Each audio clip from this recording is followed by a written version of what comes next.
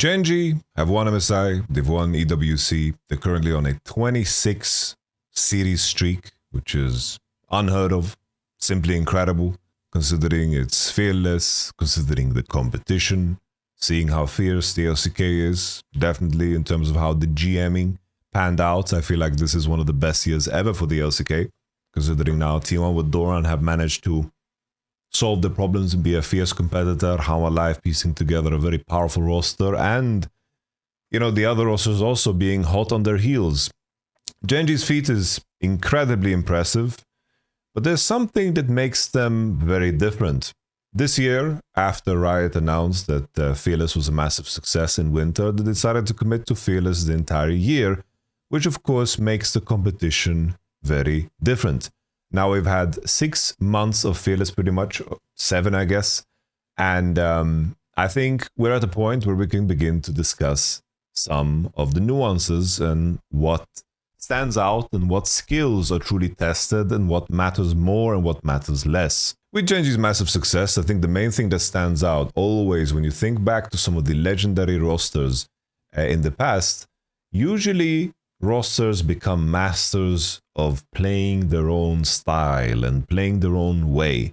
And while we can attribute that to Genji, I think a composition like the Yon Maokai one, where basically they scale into the game and have a lot of poke and they have the capacity to play side lane, you know, just a composition where setting the pacing of the game is the challenge. This is, of course, something that they do with extreme mastery. And in a world where there was no Fearless, they would play that every game. Remember that Twisted Fate Senna Cho'Gath game, or for example the Senna Galio tank composition where every other team in the world would lack damage, but somehow Genji just don't. Or as we saw in the EWC final in the opening game with the Yon and the Maokai and the K'Sante, Rakan, and of course finally, you know, Senna. But with that being said, replicating these kind of circumstances between drafts is something that is very difficult. Being a team that is very, you know, isometric in your style, meaning that you just play the same style over and over again, you get heavily punished. Think back to a team like Bilibili. Their biggest strength was playing very heavy towards early game, making sure that they're skewed the bot lane matchups in their favor, snowball through bottom side, and then leverage support roaming to extend into the rest of the map. But now you need to be able to play tank stop, you need to be able to play through mid, you need to be able to play to jungle as well. And teams with massive flexibility are the ones that stand the test of time. Even a team like Anyone's Legend, at the final hurdle in their best of fives, that is where they run out of steam in terms of the champions that they could potentially pick. They are sticking to comfort and they're trying to pick champions that they have experience with and can play, but Flandre not being good on carries tends to become a weakness. And you can see in their playstyle that as they try to create pairings with jungle and support that make sense, that can fight together, they can sometimes, of course, land themselves in situations where they are very countered. That flexibility, what does it mean? Flexibility, of course, is measured by how good you can play many different styles.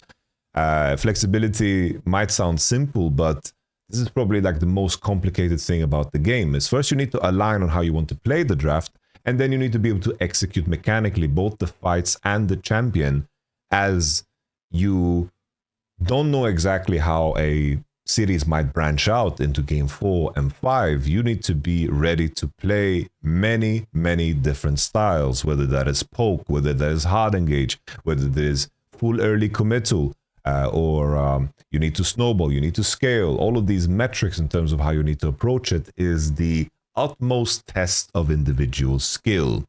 In comparison, if we think back at some of the best rosters of all time, whether it's SKT 2015 or JDG 2023 or Genji of last year or any of the T1 runs at Worlds, they tend to figure out a very clear strategic approach to the game, and they stick to it and they replicate it between the games and find a very high level of consistency, precision, and pattern-based play that, of course, everyone within the team understands their role.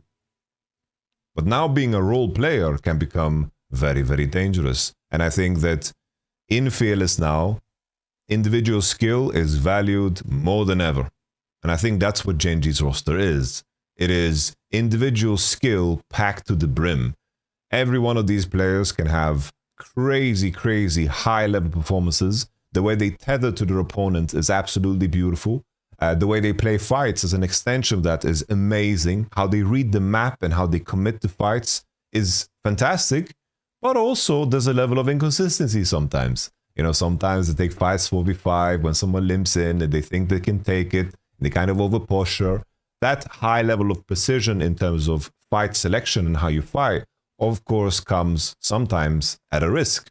The interesting thing now is that we had two teams that dominated our life in winter. Their best of fives also always went to 5 games, whether it was against Genji, T1. Obviously, first time was very easy because Top Esports collapsed completely and there was no other Korean teams at the event. But if you think about LCK playoffs, our life was also dancing with the devil almost all the way to the end, and Genji the same way. When it comes to their best of 5, they had only the single one in the LCK because there was no finals for some godforsaken reason. And there was the best of 5, of course, that I'm talking about is the How Alive one that they had to reverse sweep. And then the amount of best of 5s that they had to play game 5, there was 3 of them, of course, at MSI, which was a massive push. And here at WC, they even went, to 3 games with G2 and then finally to game 5 with anyone's legend.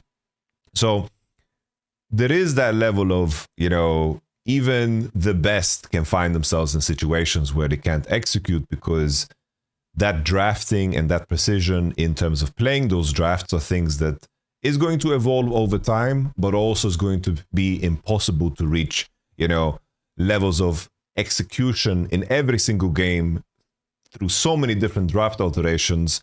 And that is, of course, the cost of Fearless.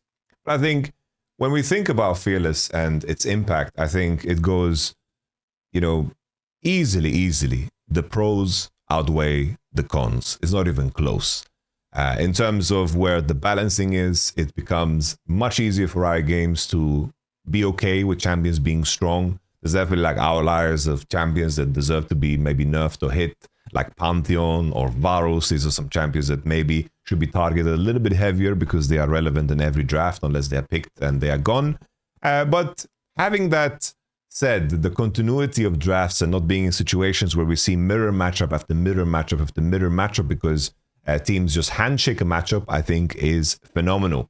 Definitely in game 5, I think there is a little bit of, one-sidedness that is in those game 5s.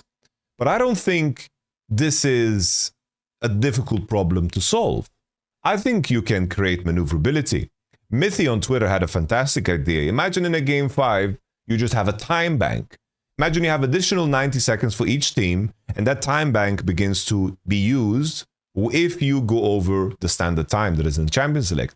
I think already that 90 seconds of extra time for both teams that both can utilize at their own discretion, which means, of course, you can think while the enemy runs the time. I think that could improve things massively. Just having more time to think in very unique scenarios because new draft scenarios appear, I think could improve it. Time also will improve it. As coaches and teams get more experienced, they're of course going to be a lot sharper in game 4-5. But game 4-5, imagine just mathematically the amount of mutations, the odds of you being in the same scenario in a game 4-5 as in your scrims is, close to nothing. Might be some similarities here and there, but the nuance of the scenarios are very, very unique, so it's tough to prepare for. So I think adding that time back could be cool. An additional thing that I would love to see as an addition is that I do think in that game 5, especially in Fearless, side selection is incredibly broken.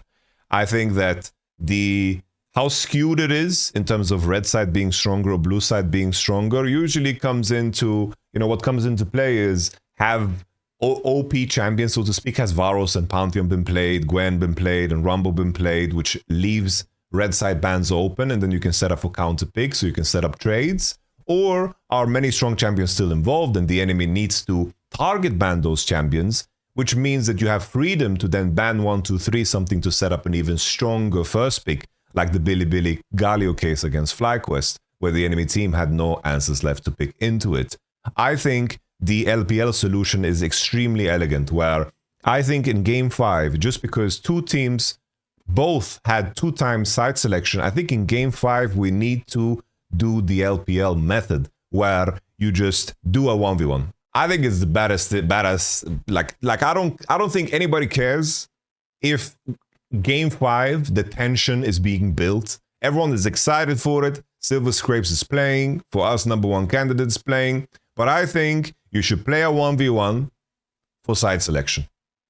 And I think you send in your strongest player. There's so high stakes because that side selection really, really matters. And I think it would be a very, very good and elegant way of actually solving it. I think that tension in the level 1 for as a viewership product is insanely cool. It's something we saw in the LPL. I hated the 1v1 in the regular split to choose side selection, right?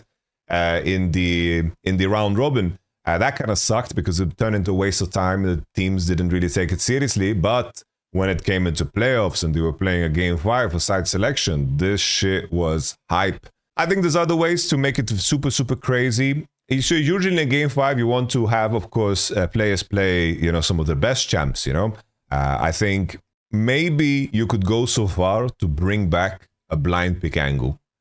This, of course, the challenge there is that once again, with a blind pick Game 5, Riot's balancing would be heavily scrutinized again, because if we see a scenario where both teams just decided that we're going to pick Talia, Pantheon, Varus, and we're going to pick Rumble, and it's just exactly the same champions, then maybe it blows ass. But if there's a little bit better balancing and there's more openness, and you can maybe like play a gamble game, I can imagine you have 2 players that like double flex Aurora Galio because they expect the Rumble, and then when the Rumble comes through, they send Galio into top, Aurora into mid, and they expected this champion to be picked mid lane, so they have flexibility. I feel like the chess game that could evolve there would be amazing, but maybe this is too big of an ask and maybe too crazy. But I think the initial idea is the time bank and the 1v1. I think that's something that is so easy to implement, and I think that it would really, really fall in line with like the competitive integrity idea and also make for a very interesting viewership product. Back to Genji. I do think in terms of individual skill expression, I think T1 is a team, especially in the recent years at Worlds, they were very, very unique because as individuals, they were extremely clutch. How did T1 do that? They use the strategy of just leaning into comfort picks. Even though, especially if you look at, for example, MSI, there were cases where they ended up playing bad drafts, but they managed to win anyway, just because of the amount of hours they've put in on each and single champ.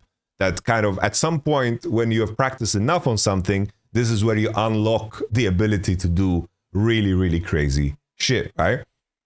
Genji, the point I was trying to make is this roster right now, I think in terms of individual skill expression, in terms of how they fight and tether and move and back and forth and how they tag in out of fights and how they combine spells and everyone's reaction to every ability that is happening in the game, the mechanical expression in terms of the consistency, I have never seen anything like it. You've had teams be very capable of operating at such a level with their style. Like JDG 2023 is a great example because like Ruler was kiting, Knight's flanks and engages were amazing, and then of course 369 on the tanks with the Kisanta specifically was always creating space beautifully. But to be able to do that over so many different styles, that is to me super impressive. And I think that's just the main challenge currently of Fearless. Players that have comfort in playing very specific things are the ones that suffer. Right? A great example is Labrov, right? Labrov is a player for G2, right? His previous years, I think that as a player, if we just characterize him as a player, he was always the one to stick to a few champions. He would pick Rel every game if he could, and then if Rel was gone, he would pick Rakan, and if Rakan was gone, he would maybe pick Blitzcrank or whatever. You understand the point I'm making, right? And that's the type of player that would get very, very hurt by Fearless because after one game, your form is broken and you need to expand beyond that, right? Paying attention to that detail, seeing how teams improve Fearless and improve drafting and so forth. I think the main things that stand out is leaning into comfort and individual skill means more than ever. you know, means really, really more than ever. And as Genji continue their streak, they're playing LCK very soon again against Hanwha Life and T1 in the first week. I'm super, super excited to watch this team. The only thing left now is to top it off with a Summer Trophy and then to top it off with a World Championship Trophy. I guess the last thing to add is I'm one of the guys that believes that the Golden Road, I'm going to fight for this every single day. The Golden Road begins in spring. We can't make the Golden Road longer every damn year, you know, and add tournaments and tournaments and tournaments. Well, the Grand Slam is 4 tournaments. They're not adding new tournaments. They're not adding anything else, and that's where it's derived from. And I need to be able to have some point of comparison with spring and MSI and then, of course, summer and then Worlds. I think if you want to look at the whole calendar year, give it a different name. Call it the Rainbow Road, call it the Platinum Road, Diamond Road. I don't care what you want to call it. For me, Genji is still on the Golden Road. Even the LCK, you know, as goofy as it is and how I disagree with it, LCK Cup, they didn't count it into statistics. I think it's bullshit, you know, so maybe I shouldn't use that as an argument because I do think it's garbage that they did it that way. But either way, I think that's just some points I wanted to add. Genji, Fearless, what do you guys think so far? We've had plenty of data, plenty of games now to kind of dissect it and to digest it.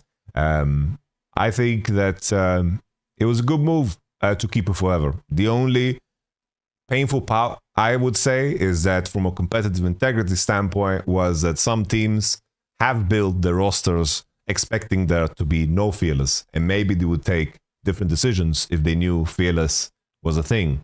Maybe Mickey would still be in G2. Nevertheless, Lavrov had a fine tournament at DWC. I don't want to give him too much flack. It's just sadly the best example I have to make this point.